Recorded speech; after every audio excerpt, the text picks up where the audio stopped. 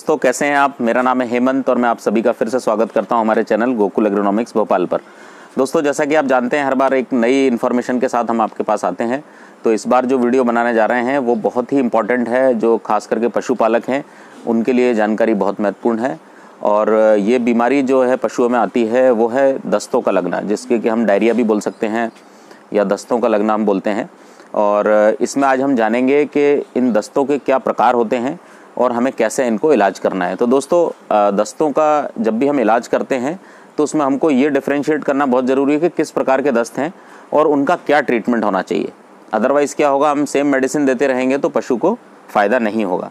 तो दोस्तों बने रहिए इस वीडियो में अंत तक और मैं उम्मीद करता हूँ आपको ये वीडियो ज़रूर पसंद आएगा। और अगर वीडियो पसंद आए तो इसको लाइक शेयर सब्सक्राइब करें और बेल आइकन दबाना ना भूलें ताकि हमारी नोटिफिकेशन आपको समय समय पर मिलती रहे।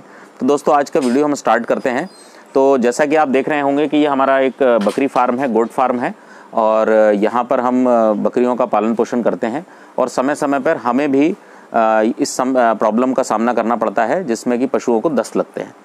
तो दस्त लगने के दोस्तों बहुत सारे कारण होते हैं, लेकिन कुछ प्रमुख कारण हैं जो कि है दूषित भोजन। अगर खाने में कुछ खराबी है, अगर वो दूषित है तो उसको दस्त लगेंगे, या पानी में खराबी है, या जैसे आप देख रहे हैं अभी ये बारिश का मौसम है, इस समय दस्तों का लगना बहुत आम बात है। और वो मेनली होता है जो भी आप इनको फीड दे रहे हैं, दाना दे रहे हैं, उसमें फंगस का लग जाना। फंगस के कारण भी इनको दस्त होते हैं। तो दोस्तों लूज़ मोशन के जो इनके इन्फेक्शन हैं वो दो प्रकार के होते हैं। एक तो होते हैं बिल्कुल पानी जैसा डायरिया लगना, और जो दूसरी प्रॉब्लम होती है वो होती है कि पशुओं को दस्त लगना लेकिन आंव जैसा बिल्कुल चिकना जो लूज़ मोशन होता है, जैसे कि एमीबाइसिस बोल सकते हैं। ये एक प्रोटोजोआ का इन्फेक्शन है और ये बहुत कॉमन है। ह्यूमंस में भी होता है, हमें भी होता है और पशुओं को भी होता है। इसमें उनके पेट में बहुत दर्द होता है, पेचिश की तरह दर्द होता है और दर्द के साथ वो लूज़ मोशन होते हैं। तो इन दोनों प्रकार के दस्त जो होते हैं इनमें हम अलग अलग मेडिसिन देते हैं। तो मैं आपको वही बताने वाला हूँ कि हम कौन सी मेडिसिन से स्टार्ट करें।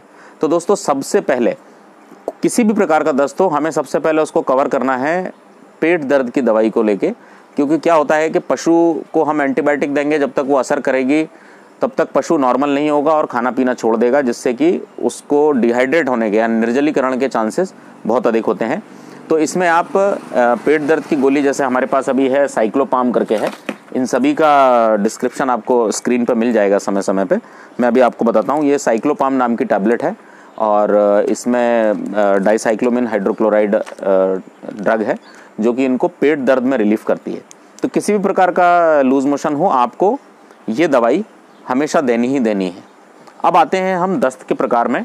देखिए दस्त के प्रकार में हमारे पास 3 मेडिसिन हैं। अगर लूज़ मोशन हो रहे हैं, जिन्हें हम डायरिया बोलते हैं, पतले पानी की तरह लूज़ मोशन है पशु को, तो हम 3 ड्रग देंगे एक के बाद एक। किसी भी एक ड्रग का इस्तेमाल करेंगे जिससे भी पशु ठीक हो जाए। लेकिन मेरे पास 3 ड्रग हैं, मैं तीनों के बारे में आपको बताता हूँ।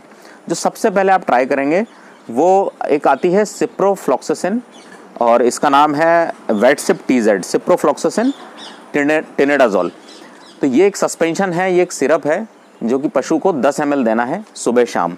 और अगर आप ये 2 या 3 दिन तक देते हैं तो पशु मेरे हिसाब से 90% इसको रिलीफ मिल जाता है। बट इन केस अगर आपको लगता है कि डायरिया में सुधार नहीं हो रहा है और आपको ये ड्रग चेंज करनी है, तो इसके बाद जो आपको नेक्स्ट ड्रग देनी है, जो दवाई देनी है, वो आती है ऑफ्लॉक्सासिन एंड ऑर्निडाजोल। ये कॉम्बिनेशन है जो ह्यूमन में भी बहुत कॉमन चलता है। तो आप ऑफ्लॉक्सासिन ऑर्निडाजोल इसका डोज देंगे। ये टैबलेट आती है ऑरेंज कलर में। सुबह शाम के डोज में आपको इसको कंप्लीट करना है लगातार 3 दिन तक। तो अभी मैंने आपको बताया एक वेटसिप TZ है, एक ऑफ्लॉक्सासिन ऑर्निडाजोल है। कोई भी एक ड्रग देना है, हम सीक्वेंस में चल रहे हैं। पहले वेटसिप TZ ट्राई करेंगे, इसके बाद ऑफ्लॉक्सासिन ऑर्निडाजोल ट्राई करेंगे। इसके बाद अगर इन केस इससे भी रिलीफ नहीं होता है तब आपको फिर ये नॉर्फ्लॉक्स TZ पे आना है। ये भी टेनेडाजोल है और ये वेटसिप TZ के ही उसका ड्रग है, सेम जनरेशन का। और निश्चित रूप से आपको ये इन टैबलेट से 99% किसी भी एक को यूज़ करेंगे आप तो 99% रिलीफ हो जाएगा। बट इन केस अगर उसका बहुत ज़्यादा इंटेस्टाइन में बहुत इन्फेक्शन है, आंतों में बहुत ज़्यादा इन्फेक्शन बढ़ गया है, तब हम इंजेक्शन पे आएंगे।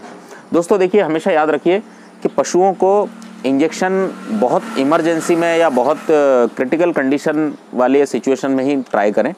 क्योंकि क्या होता है, इंजेक्शन से एनिमल डिप्रेशन में जाता है क्योंकि हम इंजेक्शन लगाते हैं उनको, पशु कोऑपरेट नहीं करता, हिलता डुलता है, इंजेक्शन बहुत तकलीफ़ देते हैं और कई बार उनको घाव हो जाते हैं या उसमें स्वेलिंग आ जाती है, तो वो एक अलग परेशानी बन जाती है। तो इसीलिए हमेशा याद रखें कि अपन पहले इससे स्टार्ट करें, टैबलेट से। अब आता है अगर इनसे भी रिलीफ नहीं होता है तब है जैसे हम रामबाण बोल सकते हैं। ये एक ज़ाइडस कंपनी का प्रोडक्ट है, सॉरी जेनेक्स का प्रोडक्ट है, और इसमें जो ड्रग है उसका नाम है, उस इंजेक्शन का नाम है बायोट्रिम। दोस्तों शायद आप सभी लोग जानते होंगे या जो नहीं जानते हैं वो उनको मैं बता देना चाहता हूँ। ये बायोट्रिम इंजेक्शन है, इसका डोज 2 ml का आता है। अगर आप इसको ध्यान से देख पा रहे होंगे कैमरे में, तो ये पानी है और ये सॉल्ट है, ये हमेशा अलग अलग रहता है। इसमें इस्तेमाल से पहले आप इसको अच्छे से इसको शेक कर लें। और इस इंजेक्शन की सबसे ख़राब बात सिर्फ एक यही है कि ये बहुत तकलीफ़ देता है। तकरीबन आधा घंटे तक एनिमल बहुत अनरेस्ट रहता है, बहुत चिल्लाता है, तो इसको बहुत इमरजेंसी में यूज़ करें। बट अगर आप इसको लगाते हैं तो इसका डोज स्टैंडर्ड डोज है 2 ml। 2 ml का डोज है और इसको आप 2 या 3 दिन तक इस्तेमाल कर सकते हैं। 100% मतलब ऑलमोस्ट 100% इसके रिजल्ट हैं। इसके बाद तो पशु को ठीक होना ही होना है। किसी भी प्रकार का डायरिया हो उसको निश्चित रूप से ठीक होगा। तो अभी जो मैंने आपको ट्रीटमेंट बताया वो है पतले डायरिया, यानी पतले दस्त, पानी की तरह दस्त लगना।